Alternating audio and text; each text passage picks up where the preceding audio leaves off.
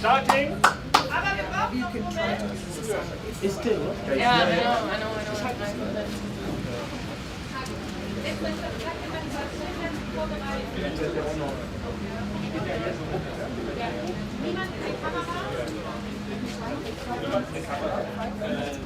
I think we can start. I don't care about how well it feels.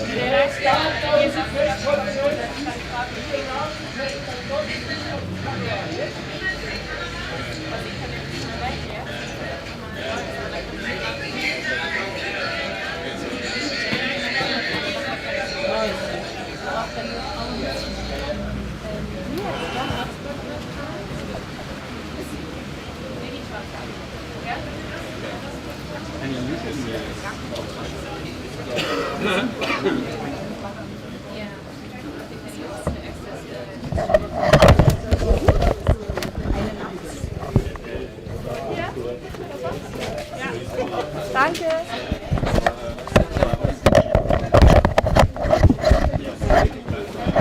Dangerous business here.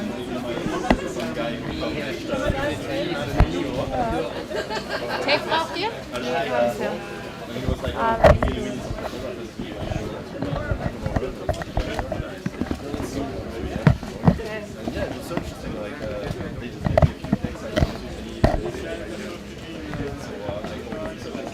Das geht doch nicht, so richtig.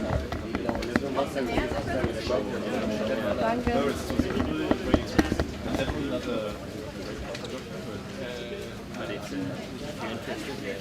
I guess I can. The geeks immediately hit the top. Exactly. Here. Data.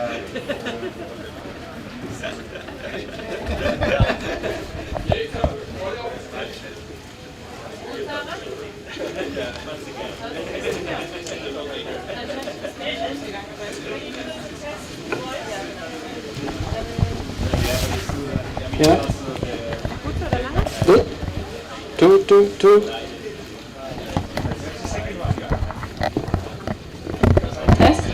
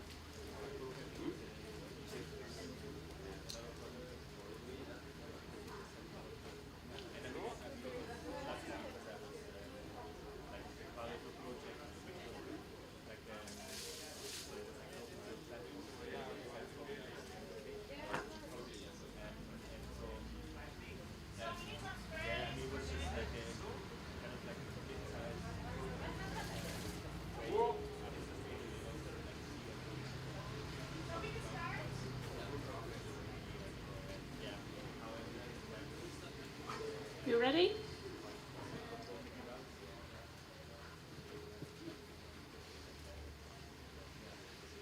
Okay.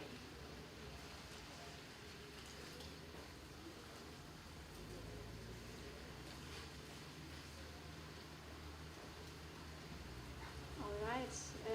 Welcome, everyone, here in front of the UNHCR and in the live stream.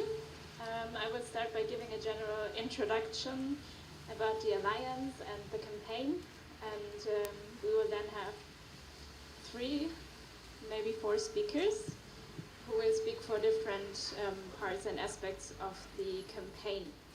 And then there will be room for your questions. So, today is the 9th of December 2022. And we are standing in front of the UNHCR headquarters. Exactly 1 year ago, in Tripoli, thousands of refugees, asylum seekers, and people on the move were gathered in front of the UNHCR office in Tripoli. Starting on the 2nd of October 2021, they self-organized, gave themselves the name Refugees in Libya, and demanded their rights as refugees, and as human beings. They tried to find protection and to be evacuated from unbearable living conditions, but UNHCR ignored the protests and refused to protect those it is supposed to protect by mandate.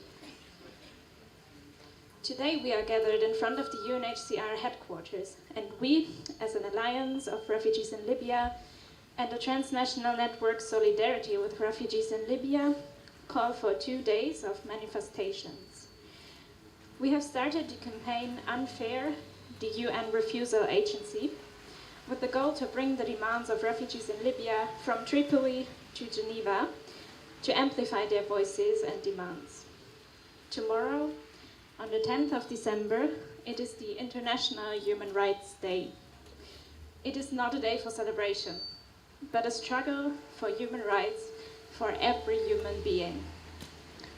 We will use this day to amplify the voices of those who keep being ignored, punished, and treated unfairly by the UN Refugee Agency that is supposed to protect them and instead chooses to protect borders.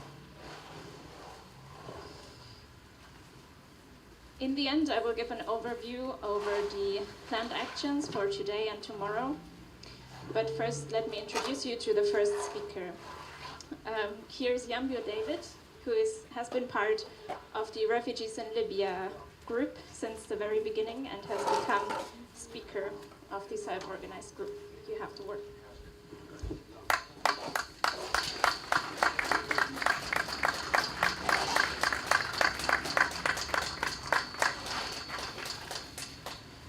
We have come here today, and it is no coincidence that the weather is very bad, because exactly a year ago, I was standing with thousands of people vulnerable to the situation that they have been subjected to in Libya. On the 9th of December, I was in Libya in front of the UNHCR headquarters. Today, I look at the background here, the UNHCR headquarters in Geneva has the same. We were standing there as people who needed protection, as people who were surprised by politics, as people who wanted to be protected under the mandate of the UNHCR. But for that longer period of time, we were neglected.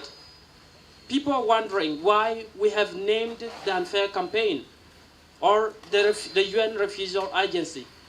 If we are to mention, if we are to look at the dimension to which the UNHCR in Libya has been silent, has been watching the situation that we have been subjected to go through, we can say that we have the right to name them unfair. We have the right to say that they have refused to underline the problems that we have been facing in Libya. They have refused to bring the situation that the refugees in Libya, in the Maghreb region, in Tunisia, and other parts of the world to this headquarters here in Geneva. But here, I'm standing here today with different people, different stories. I represent the thousands of people who have been neglected in the southern Mediterranean. I represent the vulnerable women who cannot access public hospital in Libya because of the UNHCR's negligence, because of their segregation, because of their choosing to stand with the government, because they have not been able to denounce this. I'm representing a pregnant woman today who is inside Tripoli and cannot give birth in the hospital. I'm representing people who have registered with its commission in Libya for the last 10 years, and their asylum have been under process. One, they cannot access education. They do not have the freedom to move freely within Libya. The document given to them by the UNHCR is nothing, because the UNHCR does not take a stand to defend the people which they should be defending. The UNHCR has been very unfair to people who have been pushed back on the Mediterranean and sent back to the inhuman concentration camps in Libya. The UNHCR has not been able to confront the Libyan authorities. It has not been able to confront the EU member states that are funding this violent agreement between Libya and Italy. We do not call it agreement. We call it a terrorist mechanism that has been designed to kill people, a mechanism that has been designed to fund militias, to hinder people from enjoying the freedom of movement, to hinder people from accessing a place where they can ask for asylum, be it in Italy, be it in Europe, be it in Switzerland. But people today in Europe have been manipulated by politics, by politicians, by the key individuals that we select and vote for in our parliaments. Because also the UNHCR, who has taken a huge ground to represent the people, only play politics with our lives. In Libya today, we are talking about at least 45,000 people who have registered with the Commission, at least in the last 10 years. UNHCR has only one headquarters in Tripoli. How does it operate? This is endangering the people of the lives of the people that need support, that needs to migrate through a safe route. If Mediterranean has become a graveyard, we needed UNHCR to advocate for us. We needed UNHCR to tell the international community that the situation in Libya is unbearable. We needed the UNHCR to confront the Libyan authorities because it has been existing in Libya for the last 30 years without a clear mandate. The UNHCR itself has not been transparent about what it is able to provide to the people that it has registered within its system. The UNHCR has not been transparent about the asylum process. Why should it take 10 years, 20 years? Newly born babies have become men in Libya today. They are illiterate. Life is just beyond giving shelter to people. Life is just more than giving food and medication to people in Libya. People need to access a free space where they can educate and nourish themselves. But as refugees in Libya, we have consequently lacked this opportunity. As a negligence of the UNHCR in Libya, the UNHCR in Geneva, the UNHCR around the world, and the international community. Today we are here to bring all these demands. We look at the situation to which pushed us to get in front of the UNHCR headquarters in Tripoli, a particular neighborhood consisting of more than 10,000 people, dominated by refugees, people who were persons of concern to the office of the UNHCR. And we looked at Libya as a global country. We looked at Libya as part of the global society. They wanted to exclude us. They looked at us as an outlaw.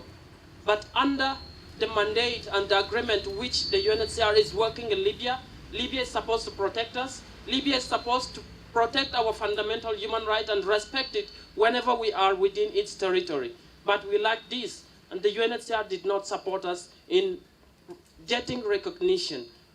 When we protested for more than 3 months in front of the UNHCR headquarters, they were watching passively, day and night, calling the militias, the Libyan government, who had come for us on the 1st of October with armored tanks, with drones to attack our women, dismantle our houses, stole our properties, and took people to make them as an easy source of income. A hidden workforce that we became in Libya. Why should the UNHCR be silent? If in Libya, the UNHCR was silent because they were Libyans. At the same time, we documented this and we sent it to this headquarters in Geneva. Their public domain, they has everything, the address that we needed to send the information that we were going through, the situation that we have been subjected to go through. They have received, but they never responded because they don't care. They never responded because they want users as a bargain. They never cared because they wanted to protect the interest of the European state. They wanted to protect the authoritarian system in Africa, in Libya, the mafia regime. This is why the UNHCR is unfair. This is why the UNHCR has refused to protect the people, and we denounce this in a very strong term. Today, the people who protested with me together for 100 days under very harsh conditions, our brothers have been shot at, some knocked down by cars of the passers-by, some who were kidnapped by militias and are being tortured. Minors like Mazin, a 15-year-old child who had come and cried to the UNHCR, wanting to be recognized, wanting a free space where he could access education and to sleep without fearing for his life. Today, he is detained by the officials in Libya in an official prison, and he's only 15. the UNHCR is not looking for him. We denounce this. The same people who protested for 3 months, more than 300 of them are still kept in Nzara. The first demand and the foremost is we call on the Libyan state, we call on the UNHCR, be it in Geneva, be it in Libya, to take a full responsibility for these people, to secure their immediate release and bring them to safety because they deserve this. They should not be hindered. Their freedom to life, their freedom to movement, their freedom to speech, their freedom to express themselves and to enjoy their existence should not be limited because of politics. We call on the UNHCR to engage and negotiate with the international community to put pressure on the Libyan authorities to work in the interest of the people, to protect and respect the fundamental human right of the people on the move. We call on the UNHCR to engage and negotiate with refugees, to find a better interest to which we can benefit from, because we are people who have fled from civil wars in our countries of origin. We are people who have been pushed to migrate because of climate change, because of poverty in the Sahel. We are people who have come all over Afghanistan. When we look at this situation, why is UNHCR not denouncing the ill treatment in Libya? Why is UNHCR not able to face the Italian government and tell them that pushing people to Libya to this inhuman condition, to this black hole where people does not have a face, where people does not have a voice, is inhuman, is a violation. UNHCR is unfair. UNHCR is unfair, and they must stand up to its responsibility from today onward.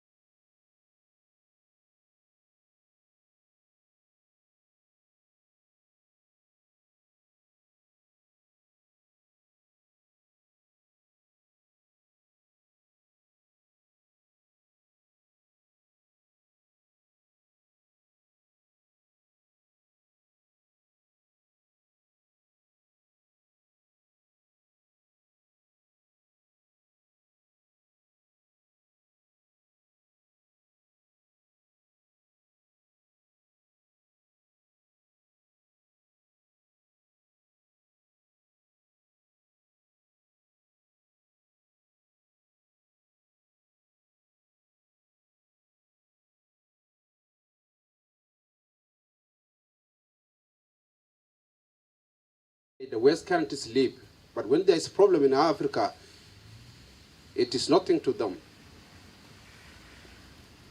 But we are human beings. We are like Ukrainian, we are like everybody. Libya became a grave of migrants. You try to cross the sea, you are pushed back and taken to the detention where you cannot see sunlight. You are locked inside like a criminal while you are refugees who left your country because of the war. I've been there for 5 years. Libya is where migrants live in a fear all the time.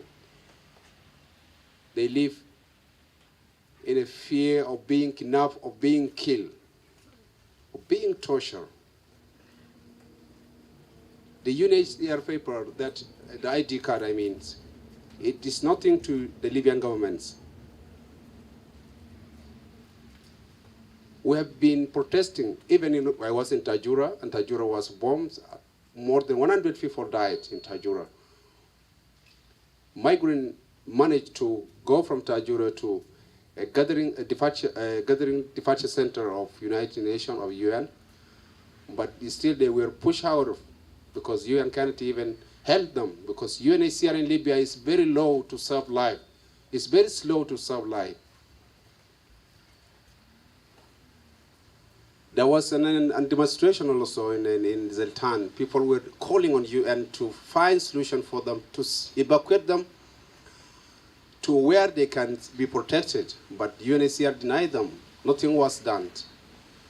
And then last year, October, we see a lot of people have been protesting. We have been at the front of the UNHCR, calling on UN to find solution to evacuate people, because you have seen a lot of video, people have been shouting in Arabic, as in Illah foreign, we need to be evacuated right now. But nothing was done. UNHCR have denied our right in Libya. If you see detentions, people are going a lot. People are dying of disease. People are being killed. They have been tortured. When they try to escape, they shoot them. And they are migrants, they are refugees. They don't deserve to die in that way. But UNHCR in Libya already denied them. Why? Why are we have been denied? We're supposed to be evacuated. We're supposed to be protected because we left our own country because of the war. Sudan have been at war for many years, seen independence. Somalia have been at war. Eritrea also at the same time is going through a lot. South Sudan have been at war for 10 years. Around 400,000 of people have been killed. People are living in refugees camp, living in the IDP camp within their own country. And UNHCR is just watching, United Nations and the UNHCR are doing nothing. If you see Darfur, a lot of UN troops are there for protection, but they don't bring any protection. People are dying all the time. In South Sudan, there are 17,000 UN troops. What are they doing there? They say they are protecting. And they are not protecting any civilians.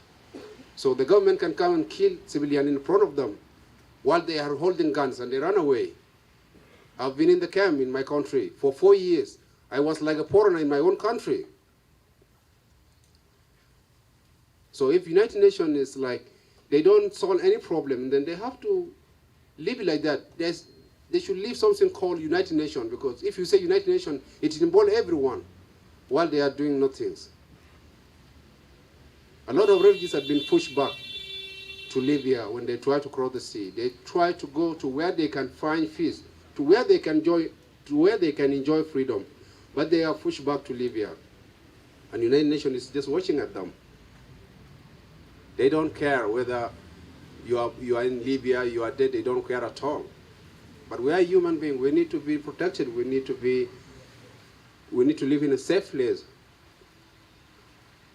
So why UNHCR is doing that? Why United Nations is doing that? While people are going through in Africa, people also are going in a war situation in Yemen, in everywhere, in Asia, but they are ignoring them. I've been there, I've been in Libya for 5 years. I've been trying to cross all the time. Also, a friend of mine is still in Libya in that situation up to now. People have been registered in 2017 with the UNHCR and nothing was done. They are still in prison, some of them are dead, because we know the situation of Libya all the time. You can't even move in the Tripoli without getting arrested by the police. People have been forced to work without getting paid. People have been used by a militia to carry weapons. And these are refugees who left the country because of the war. And they have been used by the Libyan governments. And the United Nations is not talking about that at all.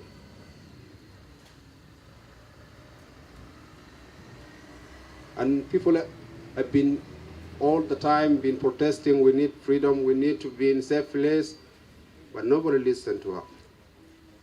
So this time, UNHCR is supposed to focus on the situation of the Libya and evacuate all the vulnerables, people who are weak in Libya, people who left their own country because of the war, to evacuate them to the safe place. And thank you so much.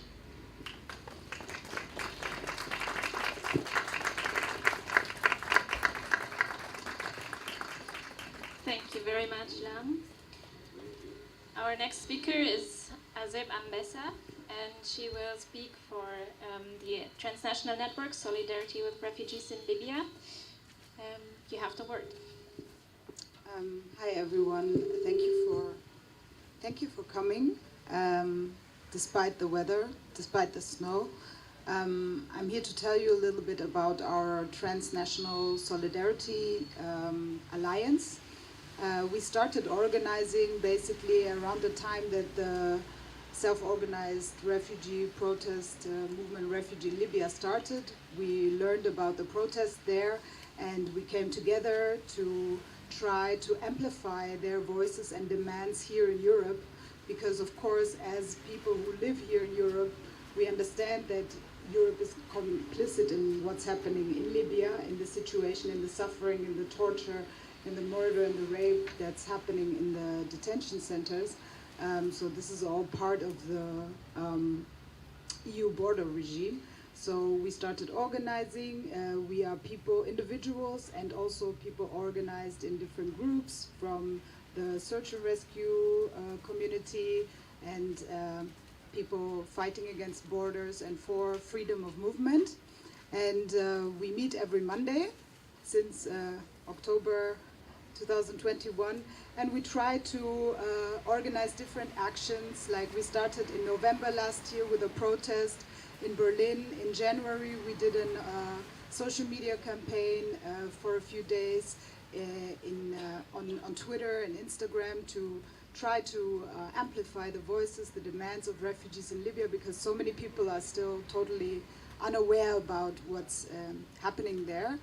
And then in April we had also a social media event where we gave space to refugees in Libya to tell about their experience in Libya. And on October 15, we did it was an international action day to stop the memorandum between Italy and Libya, because in this agreement, a lot of the, in this agreement, for instance, they're paying for the so-called Libyan Coast Guards to do these pullbacks that we probably all know about. They are catching refugees and taking them back to detention. And we were trying to stop this memorandum, which is being renewed every 3 years. So in November 2nd, it was renewed. We were trying to stop it. We did not stop it. I mean, you know what kind of government we have right now in Italy. But it was a good symbol to see so many people who care about this, who came out on the streets in 18 different cities across Europe. And the campaign, the Unfair campaign, is a continuation of this. We are standing here for the reasons that you just heard. And yeah, we thank you for being here at each action, at each event. When we come together with people, we are hoping that you will also spread and amplify the voices of refugees in Libya, and that together we can push for evacuation of refugees in Libya, because it is not safe. You've heard it. And we as Europeans are complicit in this, so we have to stand up against this. Thank you for being here.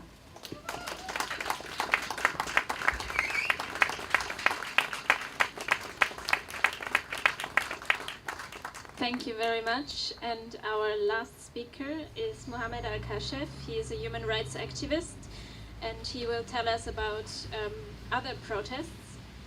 Because Libya is not the only country in which refugees are protesting against the UNHCR. You have the word. Thanks. First of all, welcome to Geneva. Welcome to Geneva after 70 years of the Refugees Convention, which is signed here, 1951. And today, in 2022, we're still struggling to put UNHCR in its position. This organization initiated to protect refugees. This is the mission number one.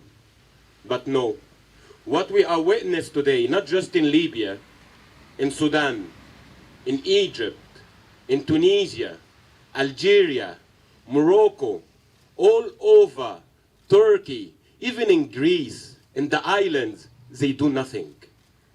They have a wrong approach. So if it's a humanitarian organization, it fails because they don't do the job right. And if it's a political organization, we don't agree with its political approach. It's working hand in hand with the states, with the governments, against the vulnerable people, against the people in need. This is the UNHCR today.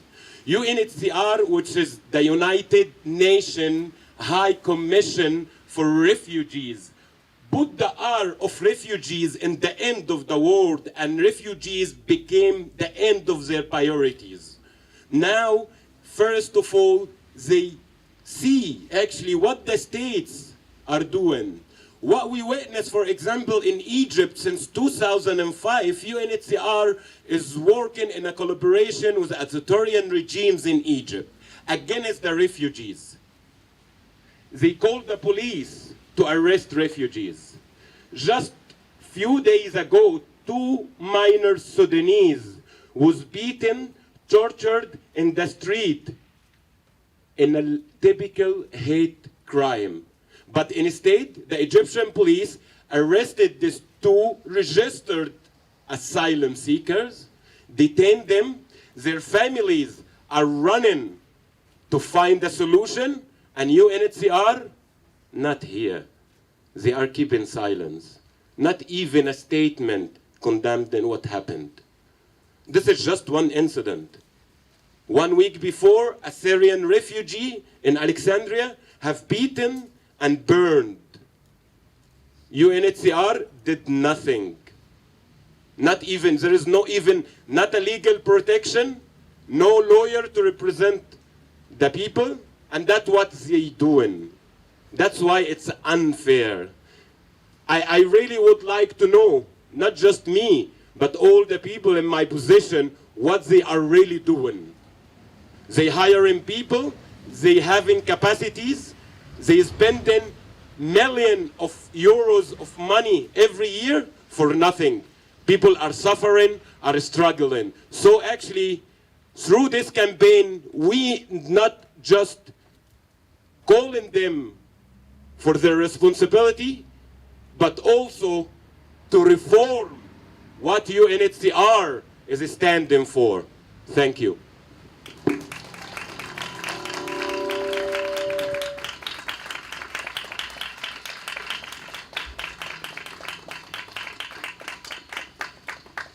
Thank you, Kashef. Thanks to all our speakers. And I will now open the floor for all your questions. If you want to ask a question, please raise your hand and indicate from which media you come. And for those who are watching the live stream, you can also type in your question in the chat.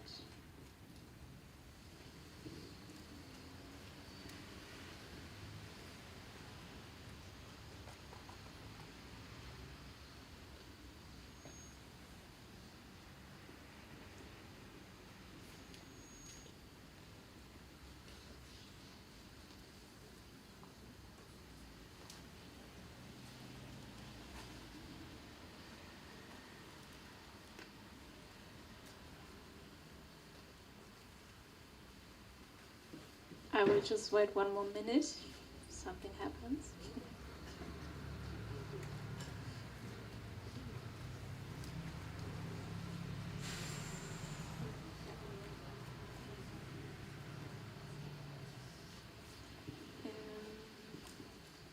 I'm not from media, I'm independent. I report on migration issue, but I'm not a journalist. I think the one thing you need to look is who the UNHCR is funded by. And a man who worked with the UNHCR I spoke to recently was saying that they are receiving less and less public funding, and so they are relying more and more to private funding, which means they are funded by rich people, basically. And probably the UNHCR was never much better by the United Nations. And the United Nations, as far as I know, have miserably failed to promote the values that they were supposed to promote. That's all for the moment.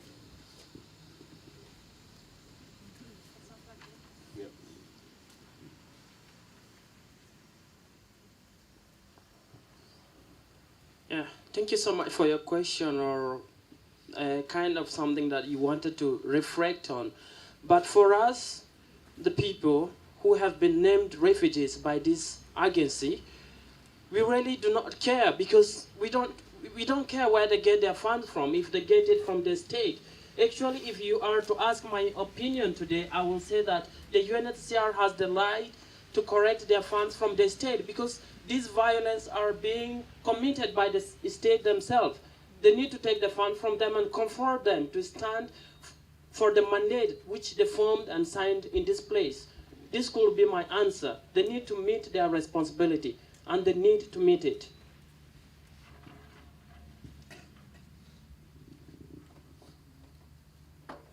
Kashef, do you want to add something? Yeah, actually, like what you said, when UNHCR formed, it was for the protection of refugees after the World War II, and it was especially for European refugees who flee the war in Europe. Now, after 70 years, it's different positions. Europeans are not more refugees. The refugees from the other side. And actually, I will relate the UNHCR behavior to the same racism structure rooted in the Western system.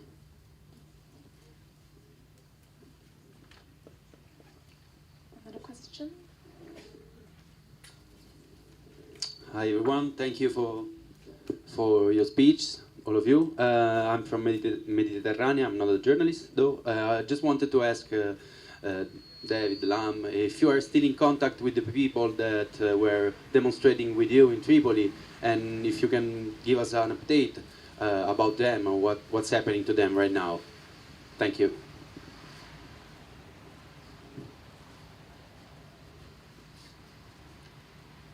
I still have contact with many friends of mine that have been with in Libya. Some of them have been jailed recently. You know, just because I come here, I can't forget this situation. Sometimes I cry because I don't have any things that can, you know, to make them free from that situation, you understand? Yeah. Just to add a little, this morning I was speaking to people who are still right now in front of the UNHCR headquarters in Tripoli. When they heard that people are trying to amplify their voices, they have been living in the street. It makes no difference for them to come in front of the UNHCR headquarters. The same people that were forcibly evicted earlier this year on the 10th of January, the UNHCR gave them a one-time cash assistance and told them to go and find shelters. And when they did, they needed a second payment for their rents. This never happened. This sent hundreds of people into the street, and to access the UNHCR office, they are given an appointment slip with a 3 months waiting period. If I was a mother with my child who needs a bread every evening and every morning, do I have to wait 3 months to access the UNHCR office? Is this not unfair treatment? Is this not a system that is refusing to serve the people?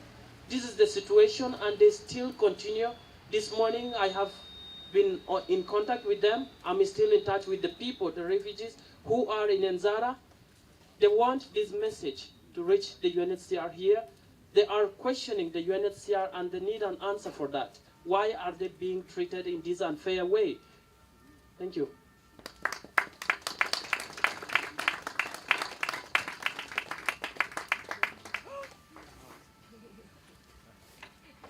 So until we get the next question or remark, I wanted to mention the fundraiser for refugees in Libya that has been set up a while ago. The money is really urgently needed because some of you might think, okay, the protest camp has been dissolved. What's happening there? There is no protest anymore. But the people are, of course, underground, but they are still continuing the resistance, of course, through reporting on Twitter, giving updates about what's happening there, trying to get the stories out. This is one thing, but also like everyday lived solidarity, that they are like finding people that were just released from a detention center that were tortured for months. They need medical assistance, but UNHCR is not helping them. Nobody's helping them, so they are helping each other, and we need funds for this. They are doing this every day. I was talking the other day to one of our comrades, also from refugees in Libya, that you can find also on Twitter. He's always reporting about the situation, Ben London, and he was telling me it was at a time where there were they were fighting. I mean, there's always like clashes between the different militias in Tripoli, so there were gunshots, and he still was like, oh, I have to go to this other side of the city because there is a refugee who needs medication. I have to go help him. And so they are constantly doing this. It's a form of resisting again the border regime, right? Also, I mean, also refugees crossing that manage to cross to Europe, they are defying the border regime, and I think that we should try whatever we can to support them. So please share the fundraiser, and later we will also have some T-shirts that you can get for a donation. Yeah, please spread it. It's really urgently needed.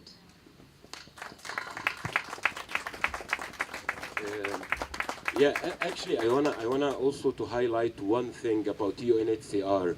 UNHCR don't work directly or have a direct access to service or to help or protect people.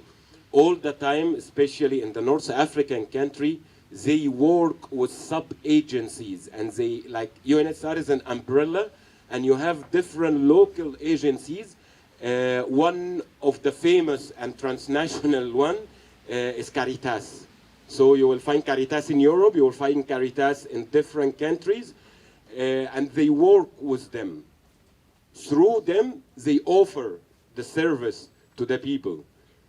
But actually, because there is no monitoring mechanism for the money and the funds and the agenda of UNHCR, there is a big corruption. Really big corruption, and the only losers are the refugees and asylum seekers themselves. They are losing what they deserve. So we have to stand against this craziness happening, because I cannot, as a person, claim that I'm defending refugees and at the same time I'm the instrument and the tool beating refugees.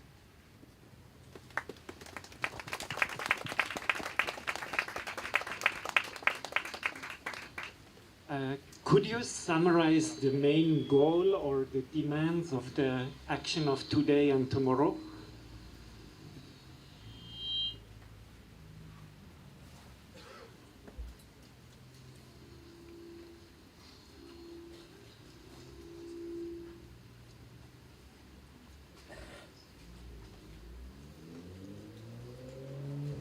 Well, today, this was an idea which brought about an action.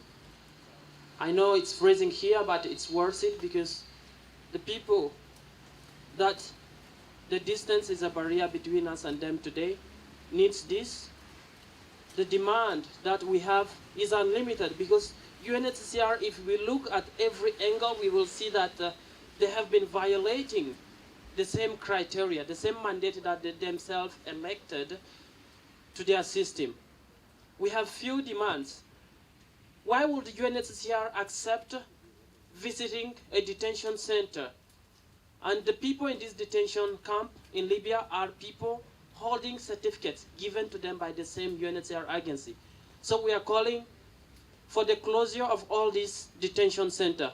We need UNHCR to stand and work together with the Libyan authority. Because when I was in Libya, they said there is no authority, there is no one to hold accountable. There is a UN-backed government since the fall of Gaddafi. There is a recognized government backed up by the United Nations, backed up by the UNHCR. Why are they not able to confront this authority, to engender and negotiate with them for the safety of the people within its territory? We have been also calling on the UNHCR to highlight and reflect on the violation happening in Libya, on the violation that the EU is doing by pushing people back to Libya. I think this I mentioned earlier. We want the UNHCR to negotiate also, to confront the EU authorities to stop financing the mafia system in Libya, to stop financing the authoritarian regime, a mechanism that is killing people, pushing people. Because when we look at the Dead Sea toll on the Mediterranean the last 5 years, the 25,000 people can be said to have registered with the UNHCR. But what did the UNHCR do about this? These are many of the demands. We are calling on the Libyan state to sign and ratify the 19th Geneva Convention. Because when we were on the table with the UNHCR, when we were negotiating with the Libyan Authority last year during our protest, they told us that we, the UNHCR, we have limited mandate to operate in Libya. And what we figured out is that Libya has been using us as a hidden workforce, as a result to the fact that they did not sign and ratify the 1951 Geneva Convention. This is not an excuse for the Libyan state. It is part of the global society. It is part of the Human Rights Declaration, which is supposed to respect and protect. We call on them to ratify and sign this convention. It is necessary that it engages with the international community. These are many among the demands. We call on the UNHCR because they have been trying to look the other side. They do not want to listen to our problems. They do not want to sit with us on the table and find solution to the problems that we are facing. If we are standing here today, have you seen a UNHCR staff questioning why we are here? We need them to open an open space where we can share this problem, these common problems that we are facing, so they can help us to advocate for the recognition of these people, be it in Libya, be it in Tunisia, be it in Morocco, be it in Egypt, be it in Greece, in Turkey, wherever the shelter of UNHCR is. Until then, they will continue to be unfair. They will continue to be the UN Refusal Agency. They must stand up to their responsibility. Thank you.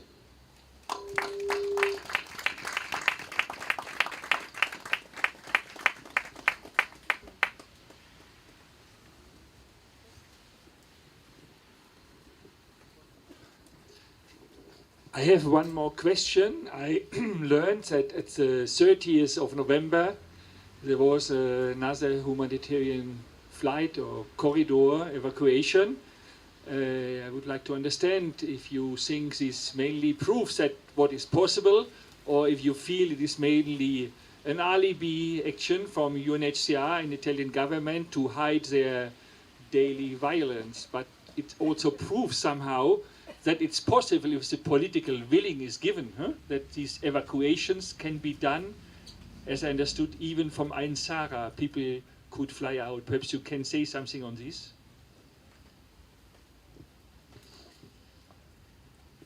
The UNHCR, as I can say, as Kashef said, is working hand in hand with the authorities in Libya, in Europe, and whenever, as we look back to the memorandum that was renewed, unfortunately, against our will, we saw that the memorandum was renewed between Italy and Libya. So for them to cover all these dirty things, they have to open a humanitarian corridor to take only 500 people and then kill 5,000 more of them. This is the mechanism. But with the consciousness of the people, with the common people like you getting informed about what is happening in Libya, we can together put more pressure politically and humanly on the UNHCR, on the host communities in Geneva, in Switzerland, in Italy, in Germany, and different European states to open more safe passage and humanitarian corridors for the people. Because whoever benefits from this service, we are grateful. We feel that there is a chance where people can educate and nourish themselves, where a human life can be saved and they can have the chance and the freedom to ponder theirs. That's why we call on all of you to keep pressuring the UNHCR, to keep pressuring our authorities, to keep opening our spaces. If we have an empty room in our backyard, we need to approach, if not the UNHCR, as he mentioned, we need to approach Caritas and tell them that I have a space. I can give a space for someone to live a life. And then that person could come from Afghanistan, could come from Libya, and then we live in a human way. This is the message that I could tell you, and thank you.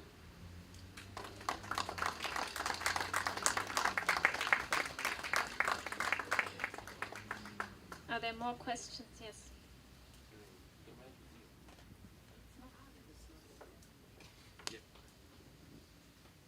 Did you get any interlocution with the Geneva like seat of the UNHCR, and like do you have any expectations after these 2 days of negotiating with them?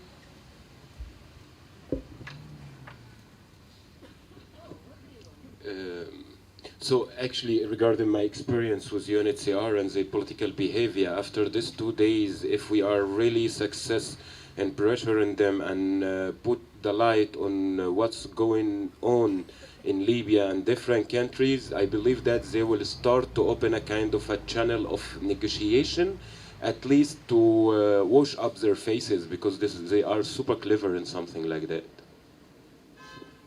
Just to add a little, I do not have so much expectation because we have been disappointed so many times, but it does not discourage me.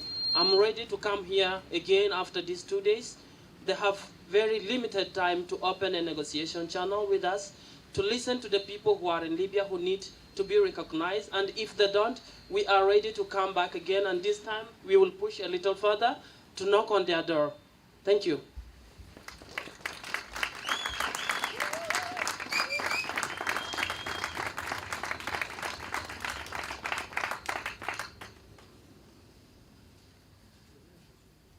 Are there more questions?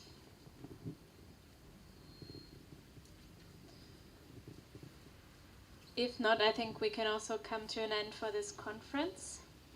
We will, of course, be staying here. We will stay here until the afternoon, and then we will move to the Place des Nations. We will be there until the night. And then tomorrow we will be back, and we will have a big demonstration starting at 1 p.m. and also passing through here and then continuing through the city. And we are happy if you are there with us. Thank you for being here. Thank you for resisting the weather. And yeah, that's it. Thank you.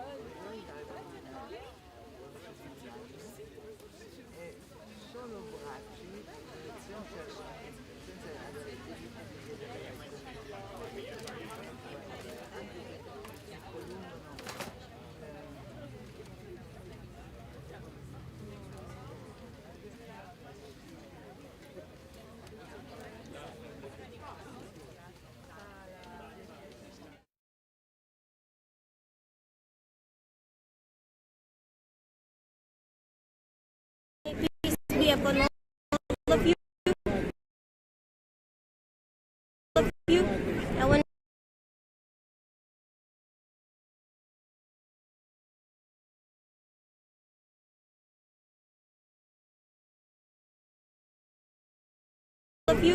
I want to send a message to the man. I have his name on my document, if it's clear here. Jean-Paul Cavalieri, and also all his assistants. I'm shivering, don't mind me, I'm sick. As you all know, I've been under the rain and water, etc. I'm just wondering if the human rights or the UNHCR or whoever organizations are talking on behalf of us. Are they seeing us? Are they seeing these children?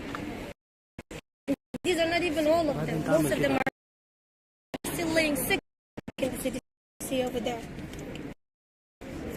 If they're accusing men of being violent for asking our rights, since we can't come here in the rain or in the middle of the night, where are the kindness that they are saying that they're giving to us? Yes. Where are the services that they are giving to us? We're more than 300 ladies over there. Nobody called us. Nobody asked what are we doing, what are we eating, what are we covering even at the middle of the night. Forget about everything else. Have they seen the elders, the children's, the violence that you're accusing us to be doing? Have you ever done it to us? Even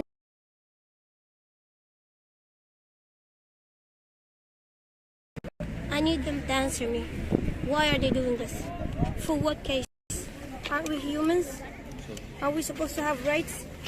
This document is supposed to give me rights throughout the world, not just in this country.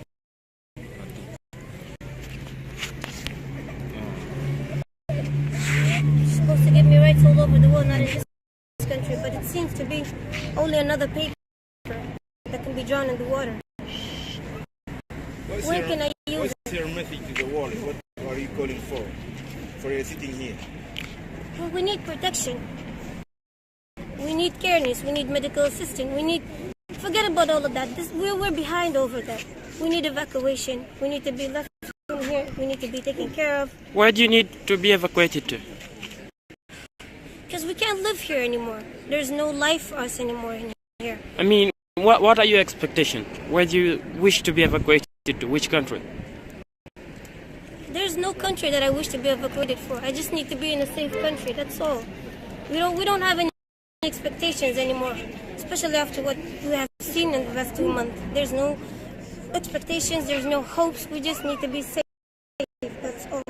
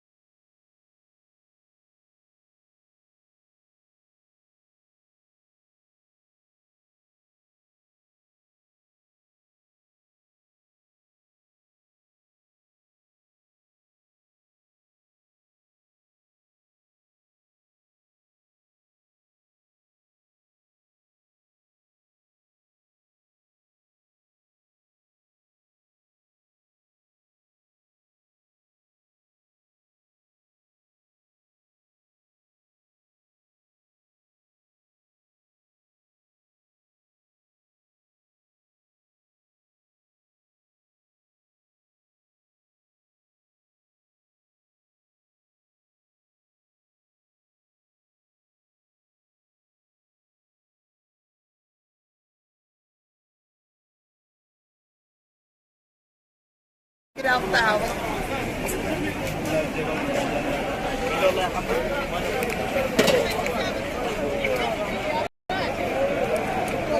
أسمع الدشاطة شغل ده.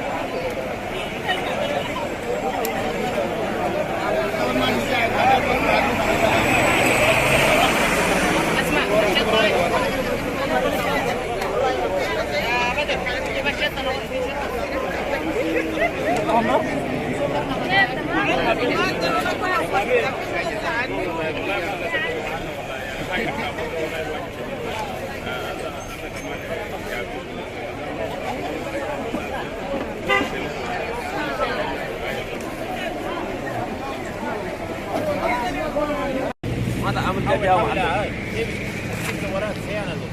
تعمل شيء يا دمي ما تعمل شيء يا دمي ما تعمل شيء يا ممنوع يا ممنوع يا ممنوع يا دمي أنا عايز أكسر عايز يا ممنوع يا دمي يا ممنوع يا دمي عمك كبير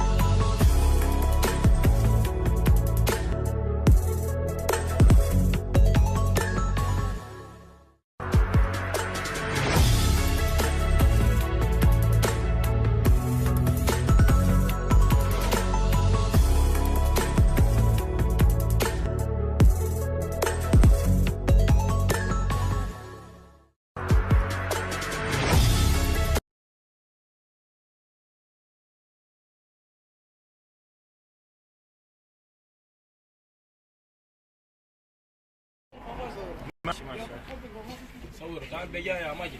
طيب. How many are you doing? Huh?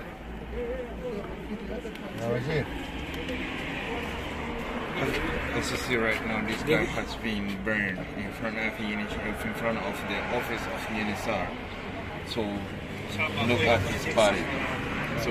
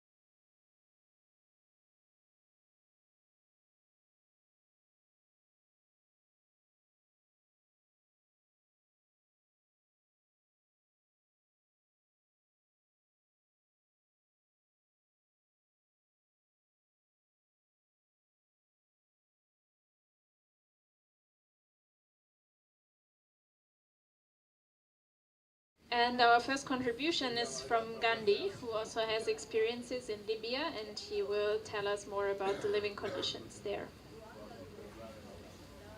Thank you so much. Hello, everyone. Thank you for being here in this weather to support refugees in Libya and around the world. My name is Gandhi, and before I reach Italy, I was those things.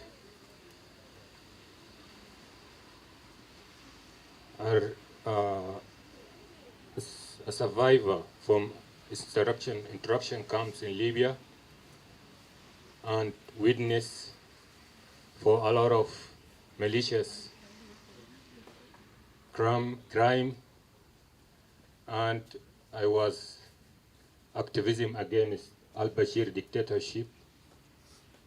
I was a human rights fighter in Libya. That's before I reached Italy. The day I reached Italy, I was all those things. And I was looking really for help, because I have a lot of hope inside me to help these guys and women in malicious camp in Libya. And since that day, yeah, I'm always here. I listen. Yeah, in Europe, the human right. In Europe, you see more humanity. In Europe, you cannot even allow to hit a dog in Europe.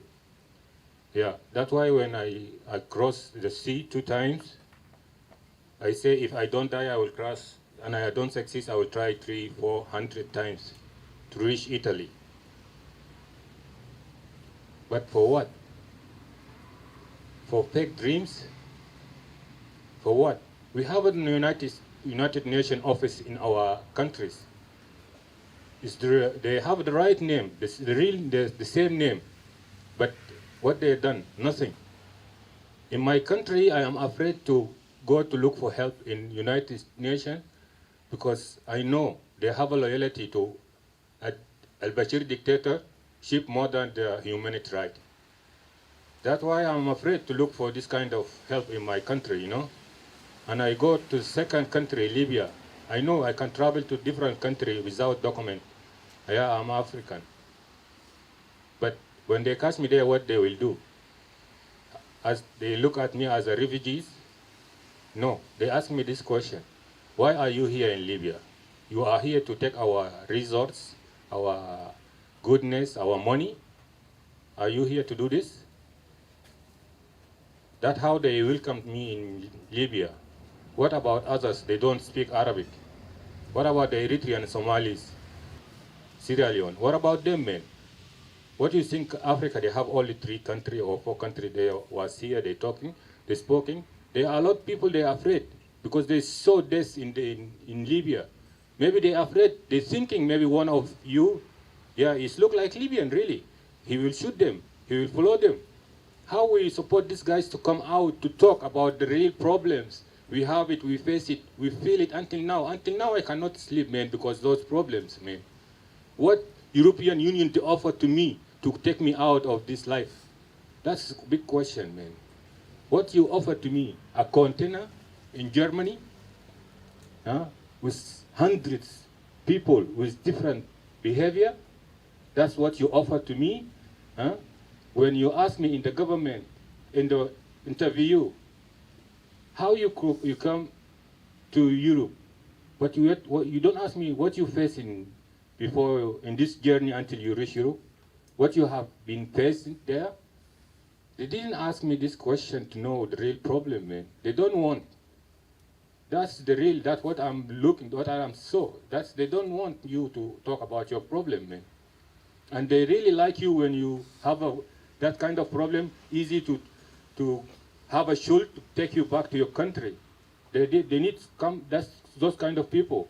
When I cross from my country, Sudan, when I say Sudan, I mean Sudan and South Sudan. Because my mother from South Sudan and my father from North. And I was studying until high school in Malakal, in South Sudan. And I saw the suffering and the both life, how they're suffering. How when someone have a malaria, how he died from malaria, man. He died from diabetes, man. People, they're dying from just drinking dirty water, man. And you are bringing our kids in your TVs to say, yeah, we help Africa. The hunger Africa, huh? We know ourselves, we are not hungry, man. But we don't have a good government. We have a dictatorship government. You understand? We don't cross here to take food, yeah? I can sit days without eating, yeah, because I never beg. I never come here to beg you, man. I come here to get help because I was dreaming and I'm listening when I was in my country, here the human rights country, man. 4 years I cannot pay myself shoes, man. What you need me to do? How I come outside to talk to you about what was in Libya, man. 4 years I cannot find myself a pair blanket, man, to face this weather, man, or enough socks, or enough underwear, man. How you need me to come out thousands kilometers to show you, to talk to you about what's happening in Libya, man? Huh? You want to listen what's happening in Libya? You really want? You are not ready. Believe me, you are not ready. What I was seeing there in one place, you are not ready to show, man.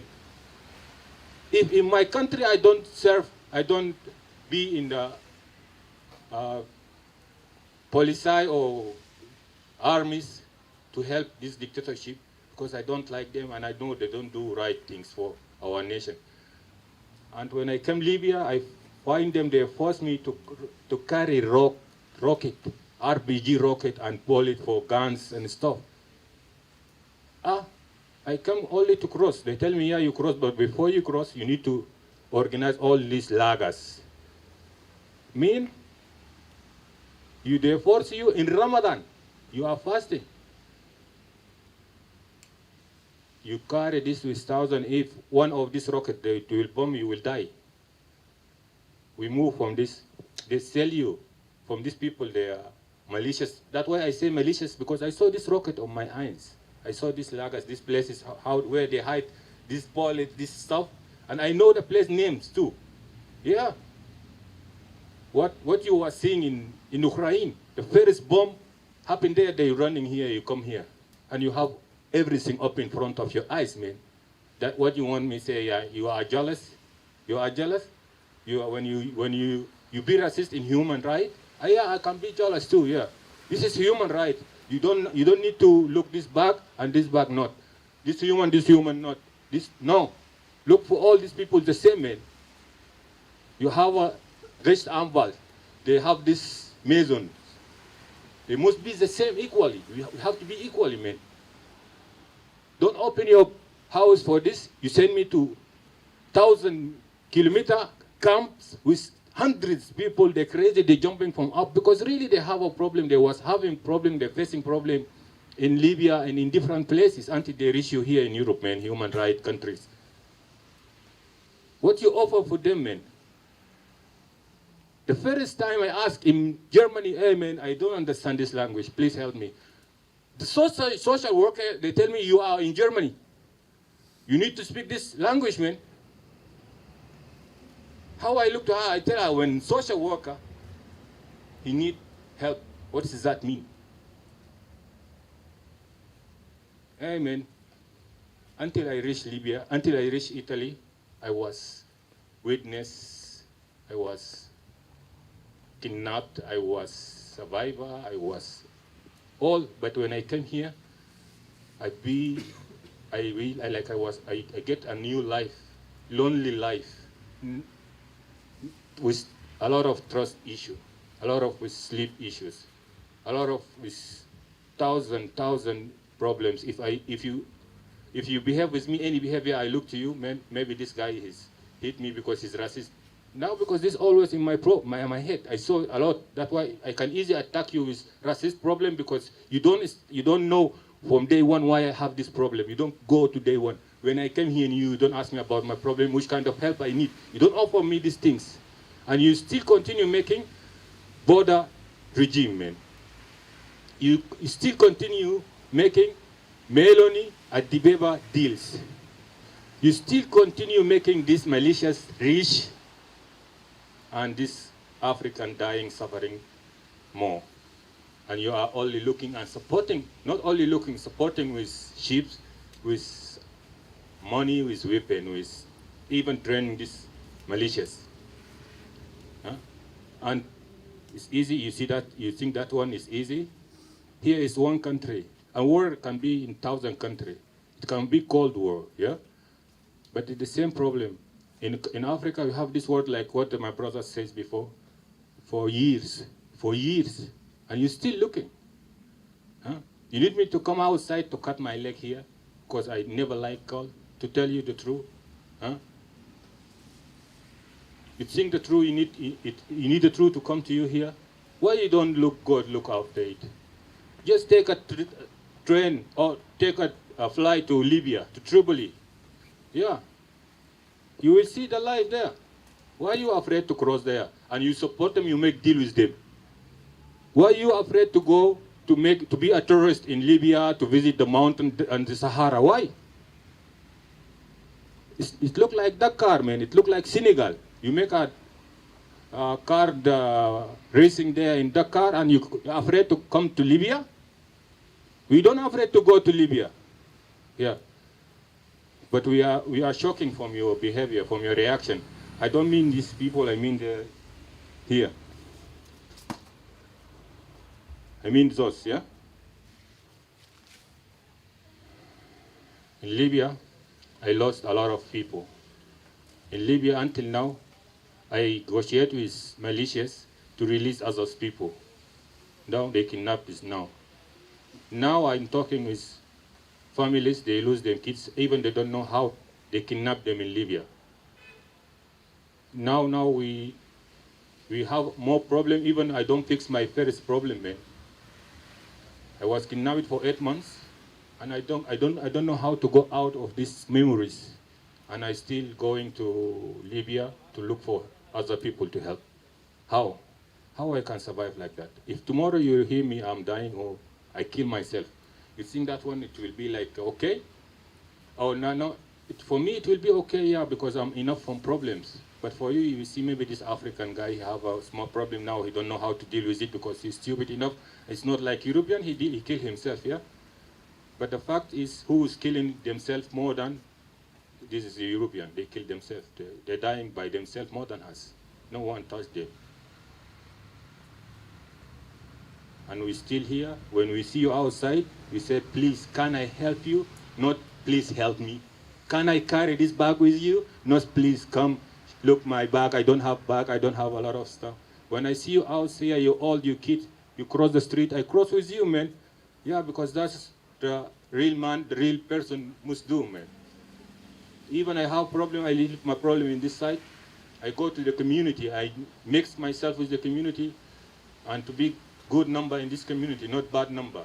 With all this problem, all these memories, and you still look at me in the train, everywhere I go, as Africans, as a refugee, as he is not safety person. Yeah? That's wrong choice, man. 8 months in Libya, 8 months. Entering Libya, in malicious jail, I saw these people there in front of me like zombies. You believe you see hundreds of people in one room like zombies? Yeah, they shave them here because they don't need this small tank. I don't know what they call it in English. They remove your clothes because they don't need you have small list.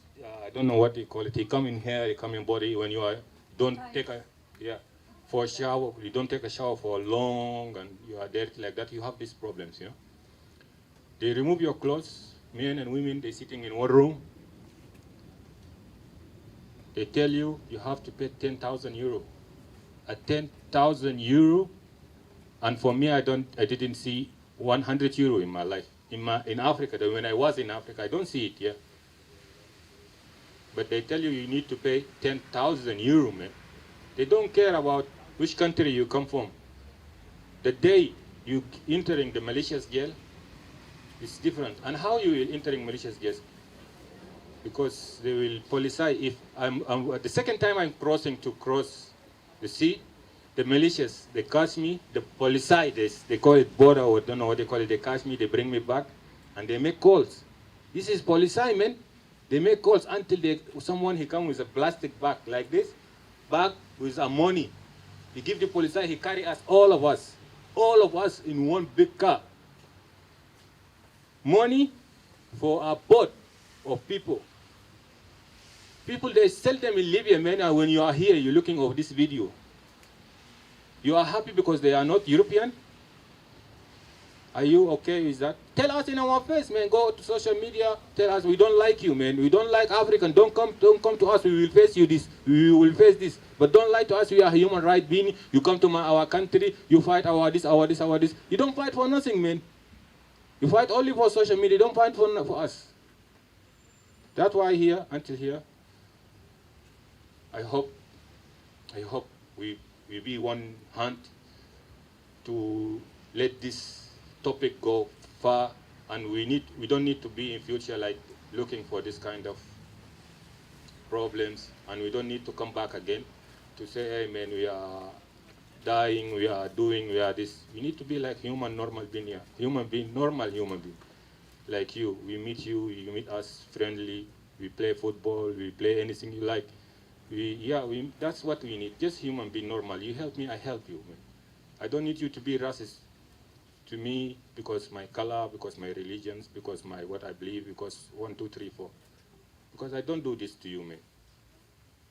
Thank you so much.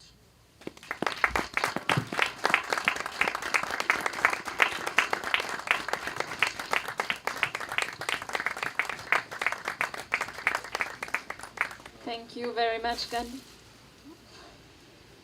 There was applause. Thank you for sharing the honest and very moving words. I don't see Dominic sneaking on me.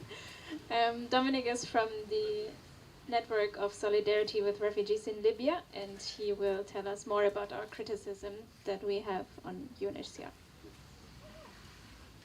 Okay, thank you for the introduction, and thank you, Gandhi, for this very powerful speech. As Sarah just said, I'll provide some background information on what also leads to UNHCR not living up to its mandate and not living up to its crucial tasks of providing assistance and protection to those who actually need it most. So, in fact, UNHCR's work in the past has become increasingly state-oriented. It made making the agency ever more part of states' containment, and by that also diluting its mandate away from refugee protection and towards what we call what they call border management. So rather than enforcing refugees' rights and interests, the UN agency has grown into an authority protecting the borders of Europe and other countries of the global north instead of protecting refugees' rights and interests. And this development is due to several interlinked factors. And one of them is also the financial dependence it holds from its donor states that predominantly come from the European Union.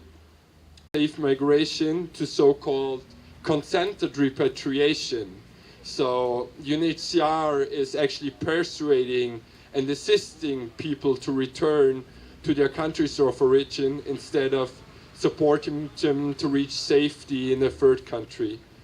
And these effects and these developments can also clearly be seen in UNHCR's role in resettlement. So UNHCR keeps upholding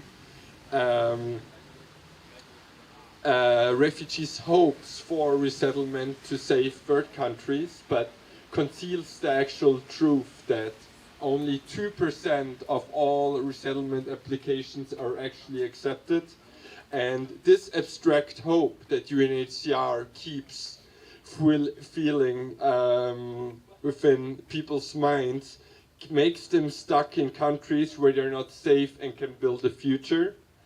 And with this also dream of resettlement that keeps or remains within a lot of people, UNHCR provides a fig leaf to externalization policies of states in the global north, keeping people away from the territories, and supporting the EU in sealing off its borders.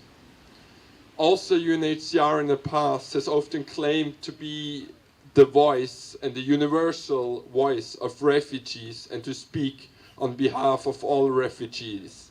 Nevertheless, knowing that there is no system to hold UNHCR accountable for its actions, in many instances UNHCR has ignored the voices in the protest of refugee protests against UNHCR throughout the world, and either has silenced or invisibilized their protests. No matter if in Libya, Tunisia, Egypt or elsewhere,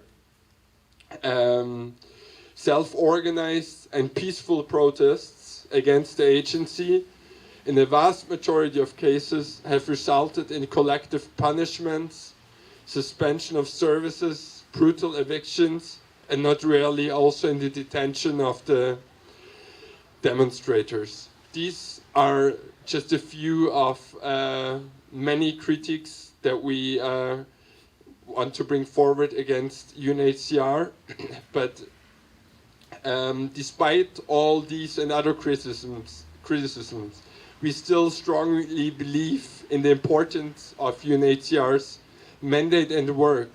But looking at the future of refugee protection, we demand that UNHCR must hold up to its mandate and finally stay true to its role of being an advocate and protector to displaced people and not a service provider to national border policies. Thank you.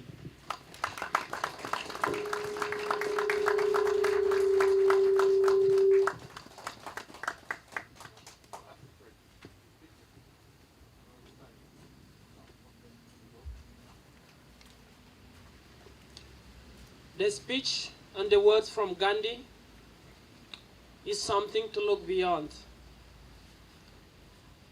When becoming a refugee, we bury our emotions. We don't follow emotions, and that's what keeps us strong until we are able to look in your face and tell you these words. But today, his words have waken up the spirit in me, things that I have been running away from for so many years. Scenes of destructions that I have faced. He was speaking about 80 months. If I'm to speak about 4 years experience, if Lam has to speak about 5 years experience in this situation, all of you could feel it. But do you have eyes? Do you have hearts to look in my eyes and see the nightmares that I'm not able to wake up from? Of course, you cannot see it because you're not able to come closer to me, to dine with me, to listen to my life, to know my story. Because in the society when people are being brought, we talk about integration. How can you know the nightmare that I can't wake up from when you tell me to integrate if you're not including me into your society? The horrors that we have gone through in Libya, we have not been able to document it with the technology that you're using today. But we have documented it with the scars on our body, with the memory of losing people, loved ones, individuals, people like you who wanted to become journalists, entrepreneurs in different forms, people who wanted to exist within a peaceful circumstance, to build a better family. But as refugees, as people forced to move and migrate, we have been none of this. Throughout these years, we talk about the days of more than 25,000 only on the Mediterranean Sea. What about the ones in these concentration camps that he's mentioning? I have seen hundreds of people being bombed when I was forcibly conscripted to fight into the army, a system that I was forced to free my country from. I found it in Libya. These people, no one is talking about them. The same in the Sahara Desert. How many thousands more went being pushed back on the Libyan land and they die of starvation and thirst? And these are not documented. These numbers, each of them are individuals. They are not just numbers, faces, stories, humans of value, whose will were just to live a dignified life. 25,000. Do we look at it as a number? Is it something that you can count just in 1 minute if it is a number? If it is a human being born and raised to the age of 5, 10, how do we value such kind of treasure? And yet on the Mediterranean, it is valueless. Deep down in the depths of Mediterranean, it is countless. Deep down in the Sahel Desert, it's valueless. Deep down through our pen when we make disagreement with the authoritarian system, with the mafia system in Libya, the people are none of these and they are valueless. Only your pens and what you sign as a memorandum is what matters. But does it matter when we talk about human lives? If we talk about this, it will take us ages to explain, to tell you how we feel about this, to tell you how we all love you. But instead, we are pushed away by political reasons. We are pushed away by hatred. We are pushed away by a sense of manipulation, misconception that have been given to you by your authorities, the same individuals that we vote for in our parliaments. This is enough. Throughout this year, a lot of people died that I witnessed. And before we started the protest, when our homes were raided, people were shot at and they died.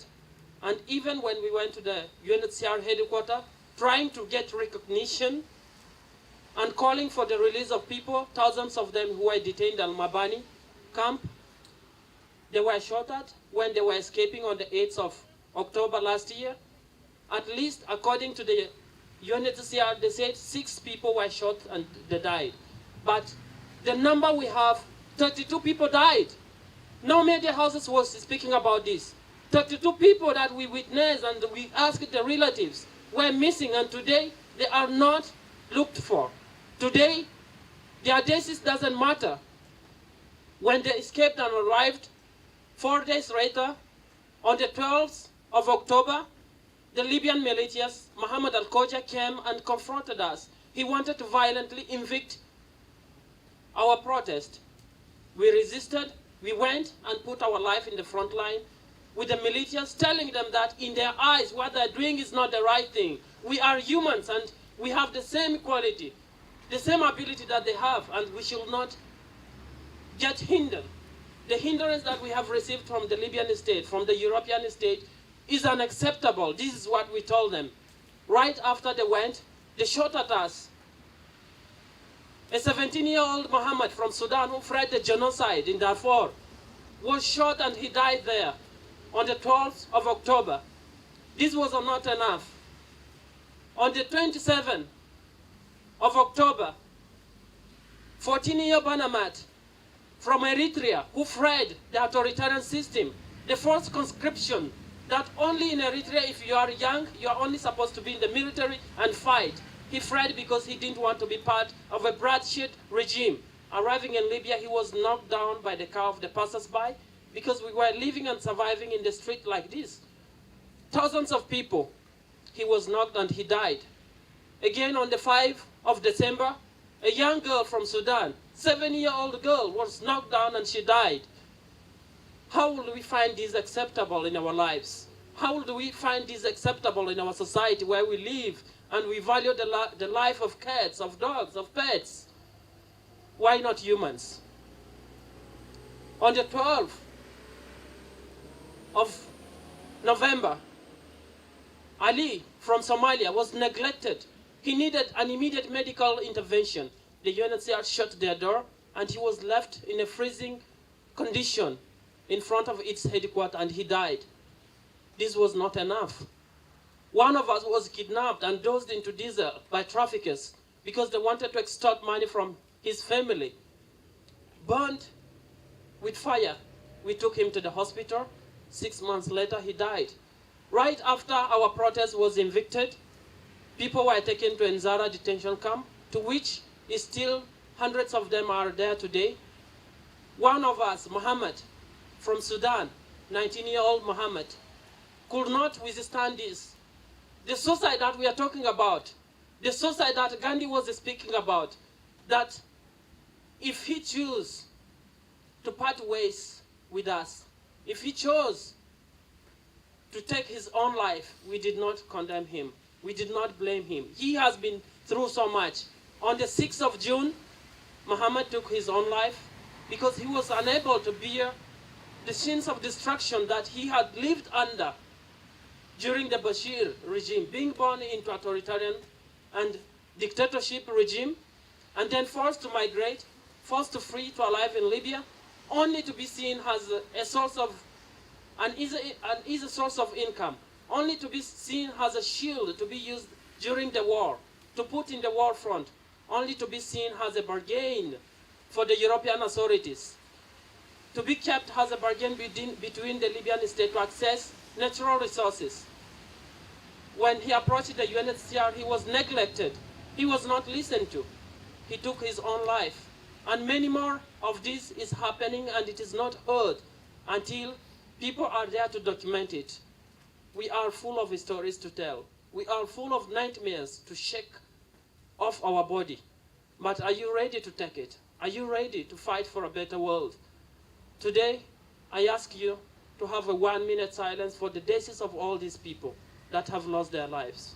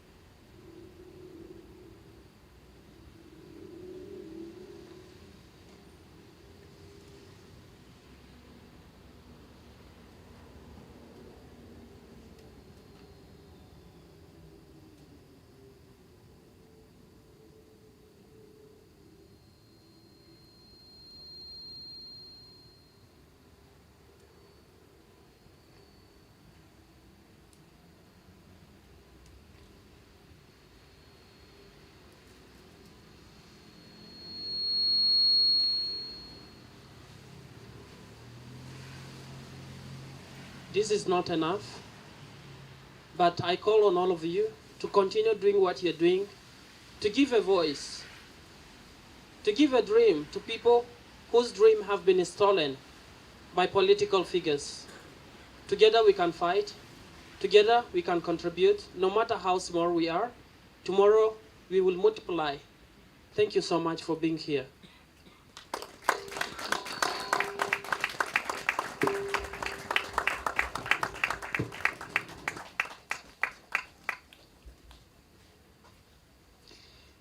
Thank you very much, David. We have one last contribution for this round, and then we have some time before we move to Place des Nations. But first, a word from the struggle in Tunisia. Hello. David just mentioned 25 people died in the Mediterranean at least. And during the last years, the relatives of many of these missing and drowned people have started to build another transnational network.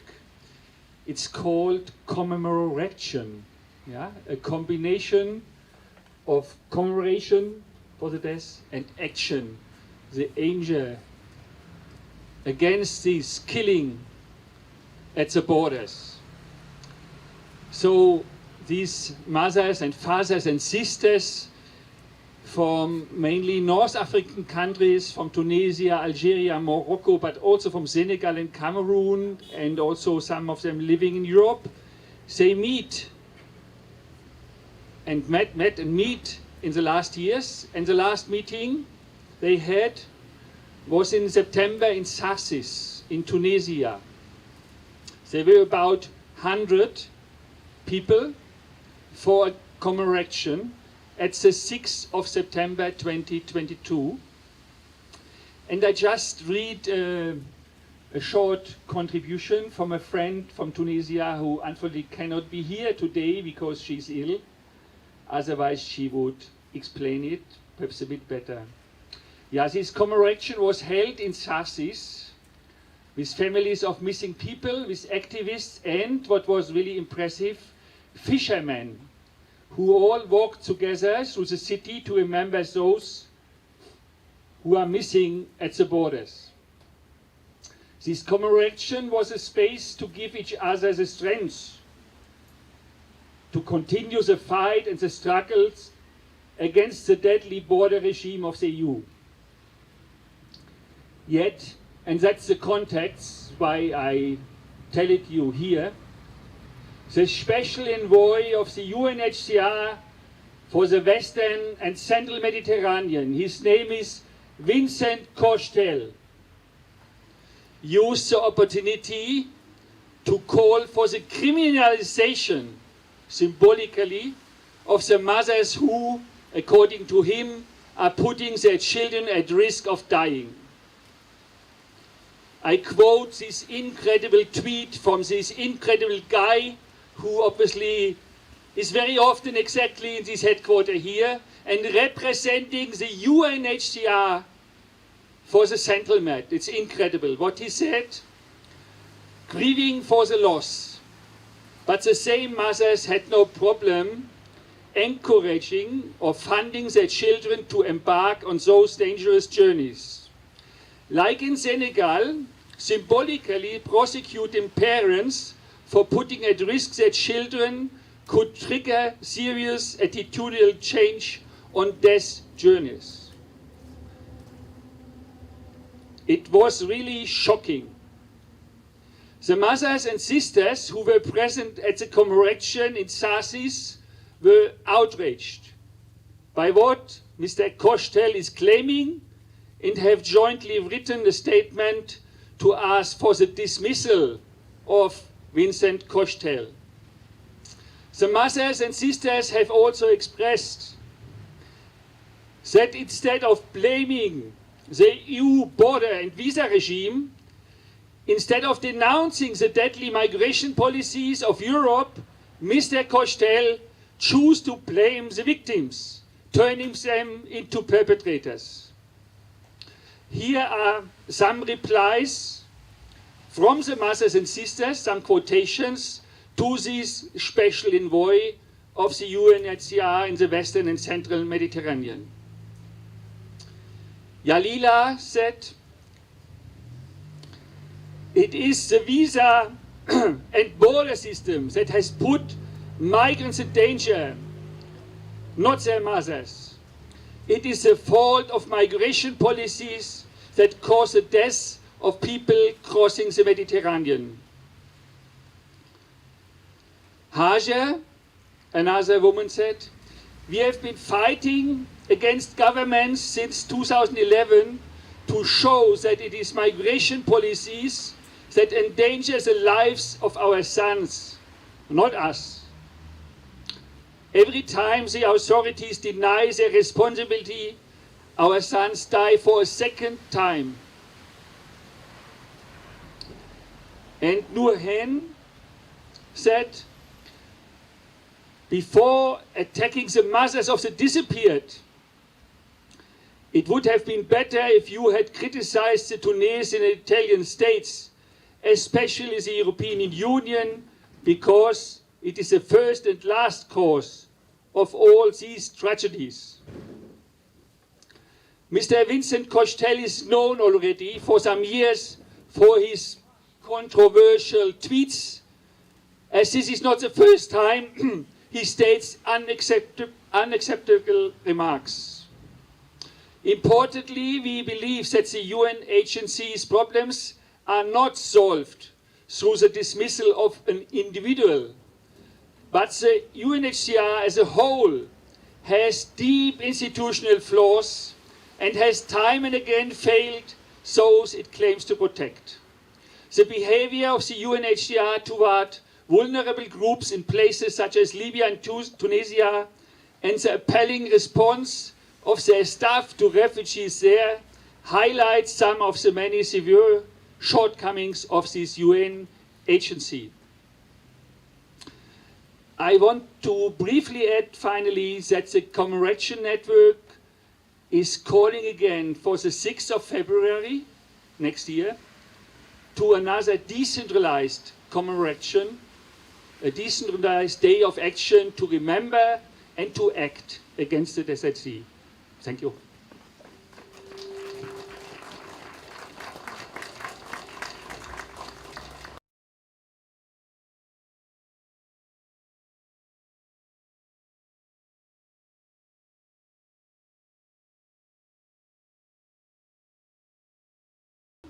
You're invited to stay and just be present in front of the UNHCR. Thank you.